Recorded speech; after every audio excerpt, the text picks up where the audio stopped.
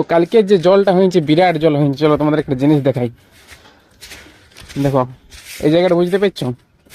এই জায়গাটা তোমরা যদি আগের ভিডিওটা দেখেছো, মাছ কাটা ভিডিওটা, তো এইটা এইখানটায় বসে আমরা করতাম তখন ভিডিও।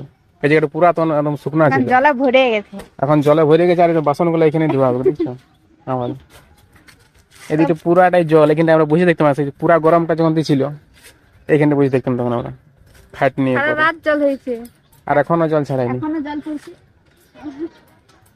বাসন দিচ্ছি। হ্যাঁ, সারা রাত জল হয়েছে। তোমরা যারা ভিডিওটা দেখে তারা কমেন্ট করে বলো তোমাদের দিকে রাতের জলটা কেমন হয়েছে।